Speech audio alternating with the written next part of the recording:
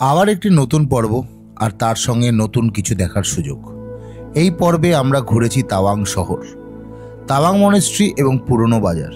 সকাল থেকেই আকাশের মুখ ভার ছিল, তাই অনেক কিছু দেখার ইচ্ছা থাকলেও সব কিছু দেখা হয়ে ওঠেনি। তবুও যা দেখেছি সেটুকু নিয়েই আজকের এই ছোট গল্প। আমি অভিষেক, আবার স্বাগত জানাই তোমাদেরকে আমাদের চ্যানেল রাইড উইথ অভিষেকে। তো তোমাদেরকে দেখাই বারান্দা থেকে ভিউ।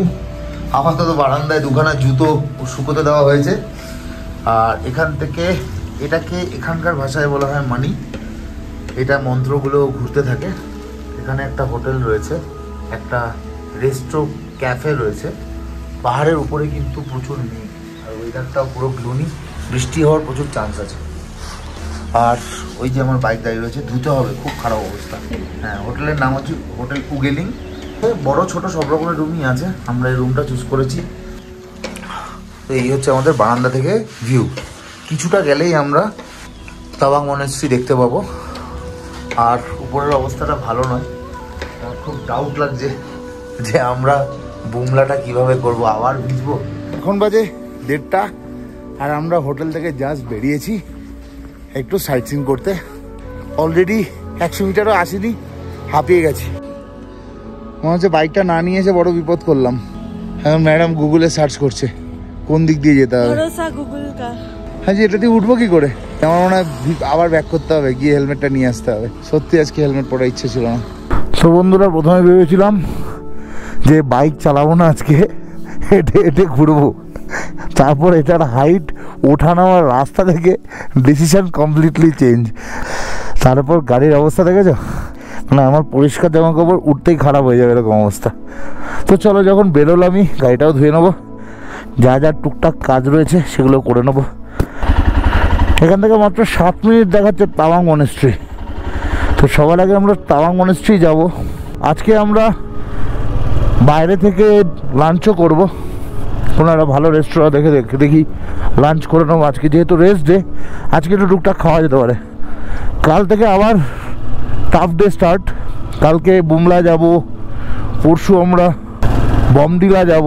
তো বড় বড় টান টান রাইড রয়েছে। আকাশটা কি সুন্দর লাগছে, এখান থেকে দেখা যাচ্ছে তাওয়াং মনেস্ট্রিটা একটু একটু করে।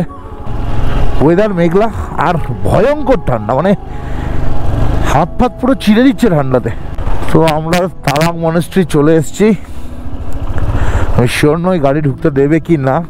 প্রবাবলি এখানেই আমাদেরকে গাড়ি পার্কিং করতে হবে।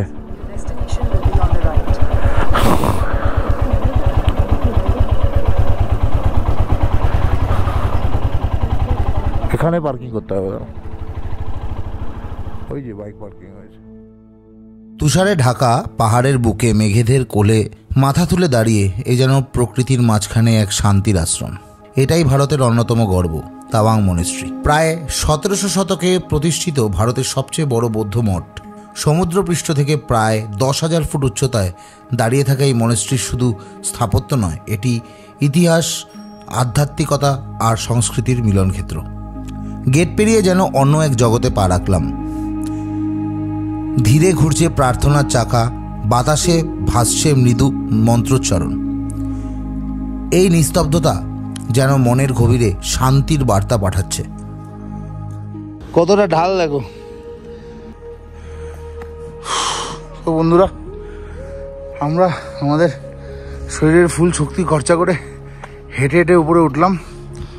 ওখানে একজন বসে রয়েছেন, উনি বললেন বাইক নিয়ে উঠতে পারতাম। যাই হোক, চলো মনেস্ট্রি এসে গেছি, ভিতরটায় ঢুকি। তো ফাইনালি আমরা মনেস্ট্রির ভিতরে চলে এসেছি। এই হচ্ছে মনেস্ট্রি।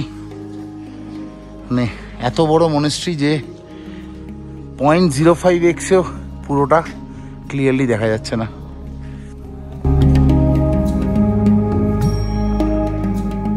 প্রার্থনা হলে প্রবেশ করলেই দেখা মেলে 8 মিটার উচ্চতার গুরু পদ্মসম্ভবের স্বর্ণাভ মূর্তি। তার শান্ত চোখের দিকে তাকালেই মনে হয় যেন তিনি নীরবে শুনছেন আমাদের সকল চিন্তা। এখানে বসবাস করছেন প্রায় 450 জন সন্ন্যাসী।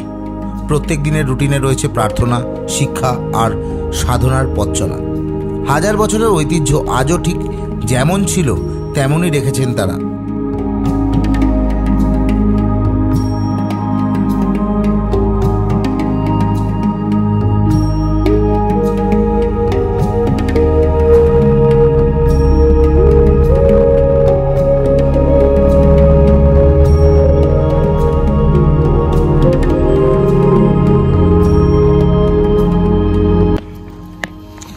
মনেস্ট্রিটা এতটাই বড় যে কোথা দিয়ে ঢুকবো আর কোথা দিয়ে বেরোবো তার কোনো দিক ঠিকানা নেই।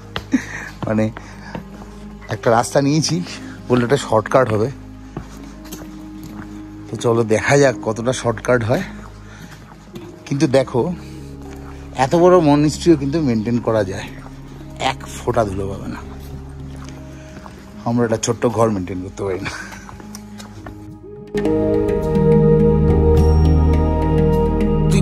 এখানে প্রতি বছর জাঁকজমকভাবে পালিত হয় লোসার উৎসব। সন্ন্যাসীদের মুখোশ পরে করা চাম ডান্স যেন প্রাণ এনে দেয় মনেস্ট্রির প্রতিটি কোণে। বর্ণময় এই উৎসব দেখতে সারা পৃথিবী থেকে ছুটে আসেন দর্শকরা।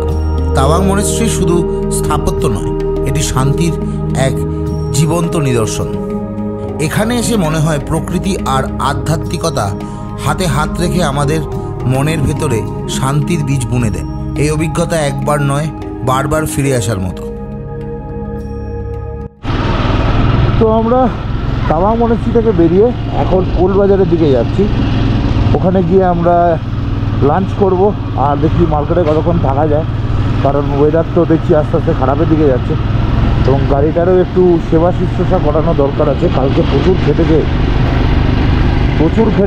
প্রচুর এফোর্ট দিয়েছে, তাই জন্য আজকে ওর সেবা শুশ্রূষাটা করাতে হবে।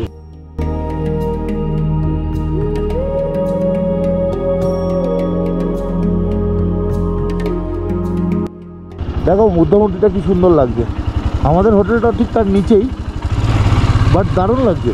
মানে অনেকটাই রাভাংলাতে যেরকম দেখেছিলাম সেরকম, যে হ্যাভক লাগছে কিন্তু জিনিসটা। তো বন্ধুরা, আমরা ওল্ড মার্কেট চলে এসেছি। এটা হচ্ছে ওল্ড মার্কেট, আর আমরা এখানে বাইক পার্ক করে দিয়েছি। এবার একটু ঘুরে দেখব কি পাওয়া যায় কি না পাওয়া যায়। দারুণ বড় মার্কেট আছে এখানে, কত দোকান। You have arrived.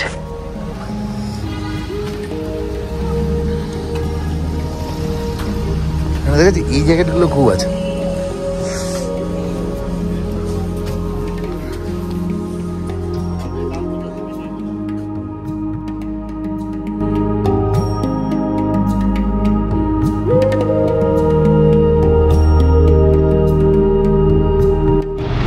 তাওয়াং শহর থেকে ফুয়েল তো ভরিয়ে নিলাম নিচে নেমে, কিন্তু গাড়ির সার্ভিসিংয়ের দোকান পেলাম না।